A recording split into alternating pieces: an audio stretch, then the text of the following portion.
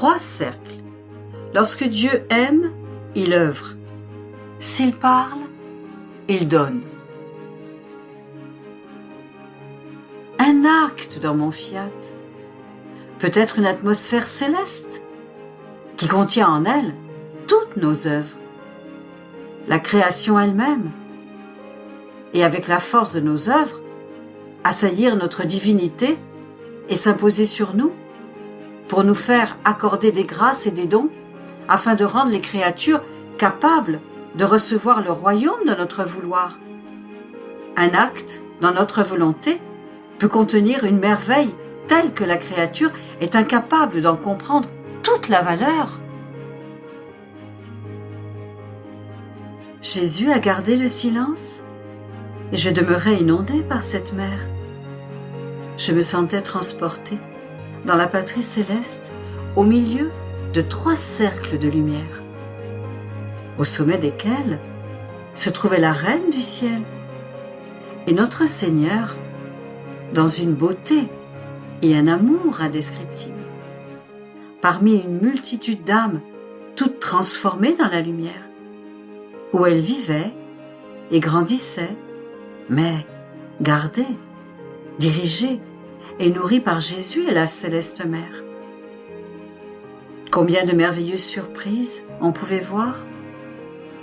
Ces âmes possédaient la ressemblance et la vie de leur Créateur. Ils m'ont d'où Jésus et sa mère me dire: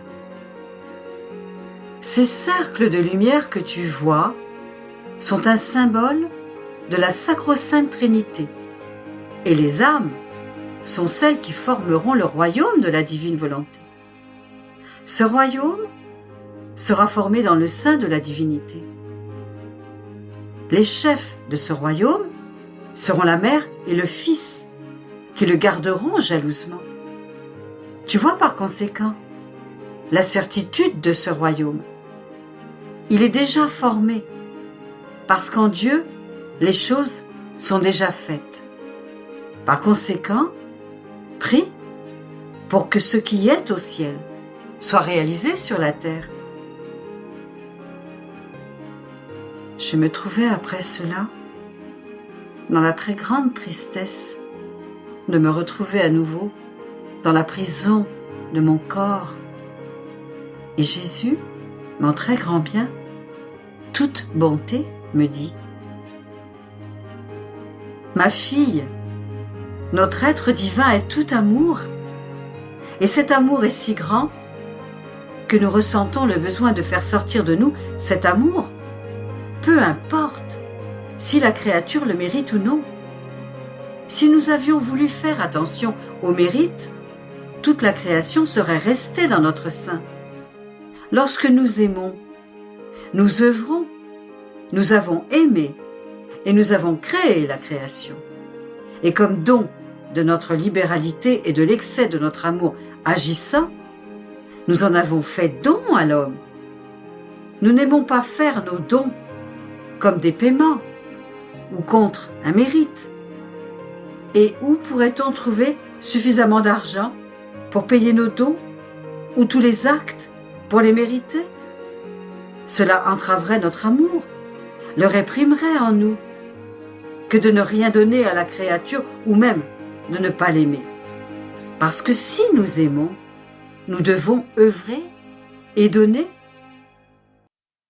Notre être suprême se trouve très souvent dans de tels délires d'amour, que nous ressentons le besoin de faire sortir de notre sein divin des dons et des grâces pour les donner aux créatures. Mais, pour former ces dons, nous devons aimer et les manifester afin de les faire connaître. Ainsi, lorsque nous aimons, nous œuvrons. Si nous parlons, notre parole créatrice consigne le don. Elle le confirme et dote la créature de notre don. Notre parole est la porteuse qui nous met en condition de pouvoir nous décharger de notre amour réprimé.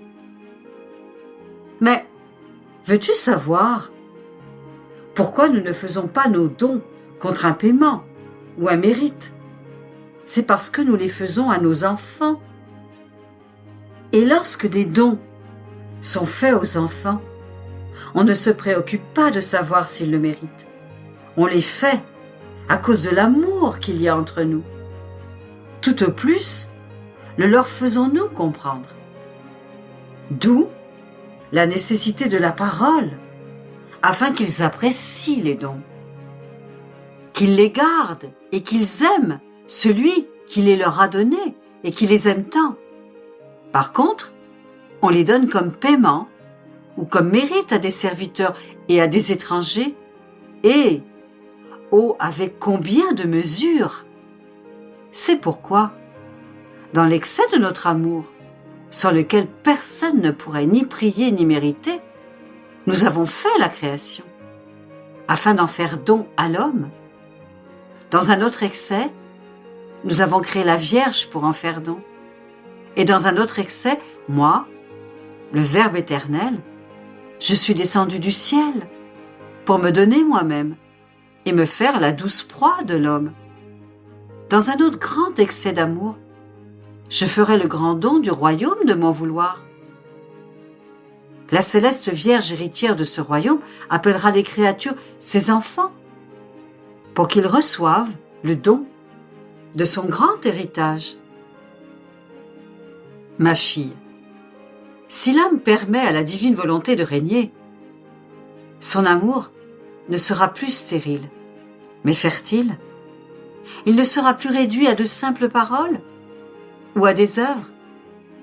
Elle sentira en elle la force créatrice de notre amour et se mettra elle-même dans notre condition où, lorsque nous aimons, nous œuvrons.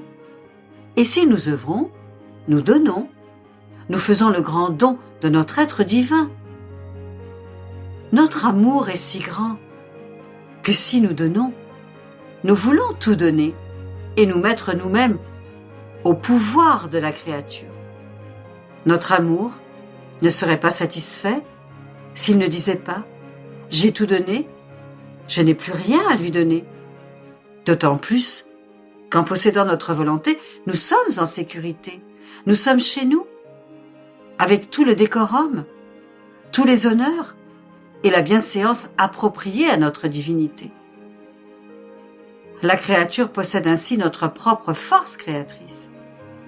Si elle nous aime, elle nous donne son amour en échange pour notre don, le don de sa vie, de sorte que c'est la vie que nous échangeons entre nous. Et chaque fois qu'elle nous aimera, notre force créatrice multipliera sa vie pour nous la donner en cadeau. Son amour ne restera pas isolé, mais il sera avec la plénitude de sa vie qu'elle met elle-même au pouvoir de son Créateur. Et c'est ainsi qu'il y aura part égale entre le Créateur et la créature, la vie qu'elle reçoit et la vie qu'elle donne. Et si la créature a ses limites, ma volonté compensera pour elle. D'autant plus quand nous faisons le don de sa vie. Elle nous donne tout. Il ne reste rien pour elle-même. Et notre amour en est satisfait et payé de retour. Par conséquent, si tu veux tout donner et toujours recevoir de nous, fais que notre volonté règne en toi et tout te sera accordé.